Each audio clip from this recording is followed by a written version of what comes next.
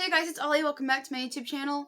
So, a couple weeks ago, I made a 10 reasons why snails don't make good pets, and I mentioned culling as one of my first points, but I couldn't really go into depth on it, so I said that I would just make a whole video just about culling, and that's what we're here to do today. So as usual, a disclaimer, I am in no means an expert. I am just sharing the knowledge that I have learned through my years of snail keeping to you guys, or what my research has showed me, so I can put it all in one little spot for you. But I am human and I do make mistakes, so you know, I'm not always gonna get it right. So if you think I misspoke, please let me know so I can try to fix that. So culling is a super sad topic that no one really likes doing, but is necessary if you keep snails. So if you are currently keeping snails or plan to keep snails, you need to know about culling.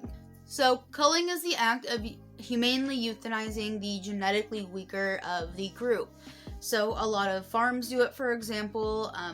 Basically, if you breed an animal, you're going to know about culling, and it's just how it is. Now, the reason you need to know about it with snails is that even if you only keep one snail, you're probably going to have to cull in some form. The snails are hermaphrodites and can reproduce asexually just by themselves. They don't have to have a partner. I don't think every snail can do that, but I know a lot of them can. So we're going to be going over why you might want to cull, how you'll want to cull, how often if it's breeding, and what to do if you need to cull an adult snail, because it's a little bit different. Let's get into the why. So snails reproduce a lot. Now, snails will lay genetically sacrificed babies. And genetically sacrificed means that they're just born weaker so that they will get picked off and give the healthy babies another chance. So they can have up to like hundreds of babies at a time. Some of them are just not meant to make it, and their lives will be very painful and very cruel. It's more inhumane to keep runts alive than to cull them. So runts in the snail community are some of the genetically sacrificed. They're smaller, they might have poor organ control, they might have weaker shells or other deformities that just make life very hard and sometimes painful for them. So as the owners of these animals, it is our job to make sure that they are humanely euthanized. Another reason you might want to cull baby snails is population control. So you can't release babies into the wild. You just should not do it legally and morally. It's not ethical. It's not good for the environment. The reason we have so many laws here in the US is because snails can be so ravenous and can just tear apart ecosystems. So that's the reason that we have these laws. So to prevent them from getting any worse, just be responsible with your snail keeping. And if you can't do this, then snails are not for you. I'm very sorry, but it's part of being a responsible keeper.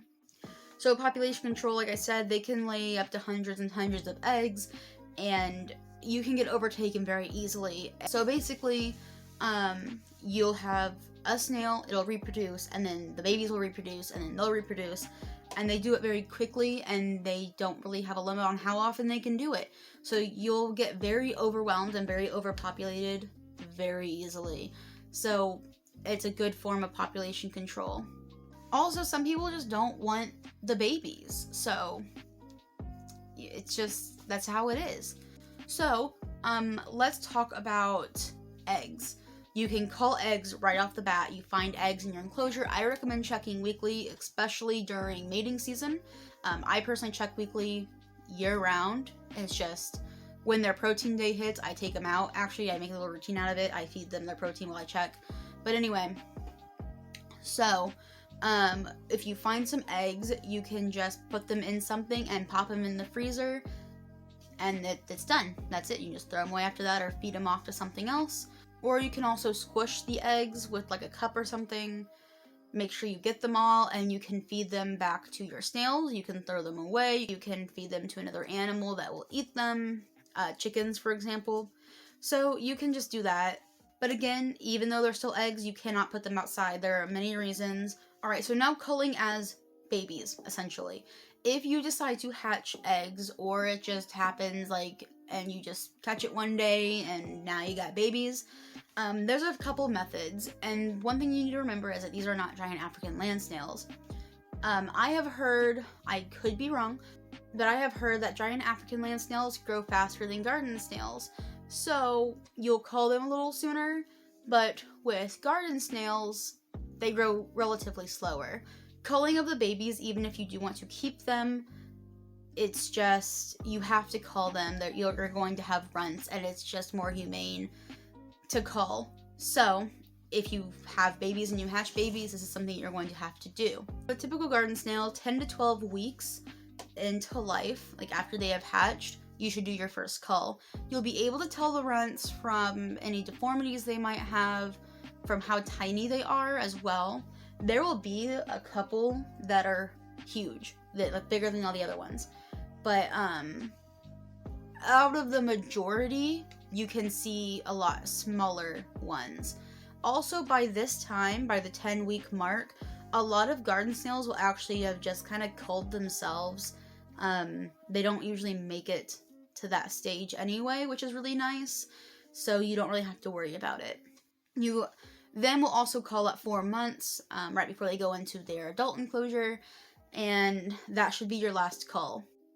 Now to kind of explore how you cull. So it's sad. It sounds sad, but the most humane way to do it is to crush them. You can put them in a baggie and just crush them quickly. Just do it very fast. They won't know what's happening, and it'll be over, and they won't feel any pain because it'll just be over so quickly.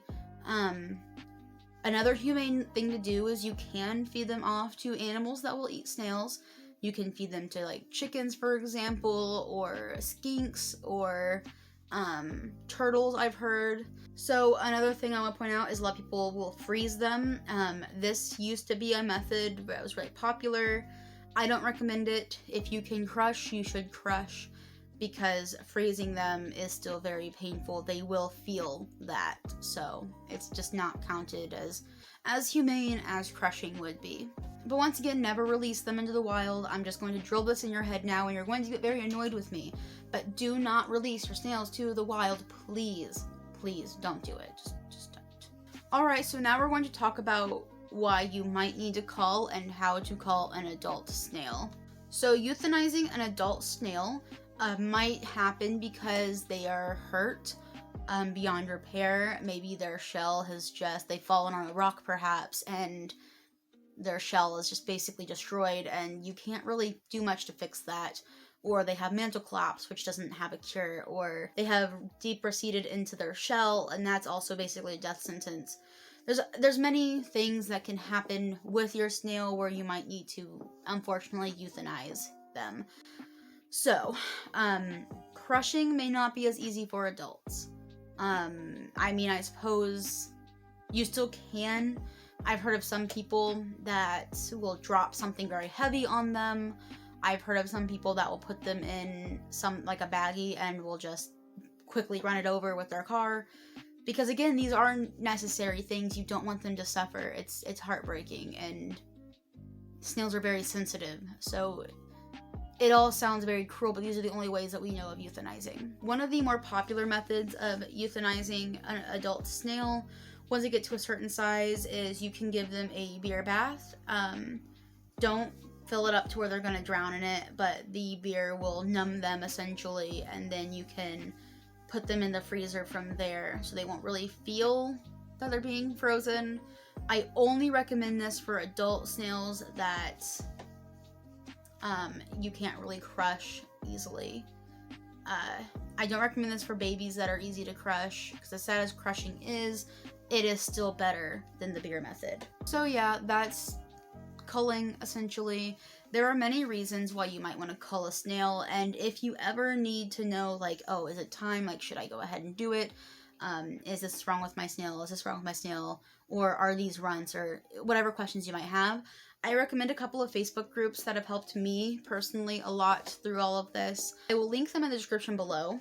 Make sure, though, that you are talking about garden snails when you make your post, so that they know that it's garden snails. So that was pretty much all I have. Culling is super, super important. If you keep snails, you're going to need to do it. Yeah, I don't know. I hope I didn't miss anything. If you feel like I missed anything, please comment that down below. That way I can see it and others can see it as well. Go follow me over on Instagram. I post pictures of my pets every single day. That'll be down in the description below. Give this video a like for the algorithm, and subscribe if you're into this kind of content. Sorry that this video wasn't the happiest or the most cheerful. I try to be a little optimistic throughout it, but culling is a very sad subject, and it sucks a lot. It sucks. But it's important and needed to be said. So, yeah, as always, I will see you guys next time. Bye!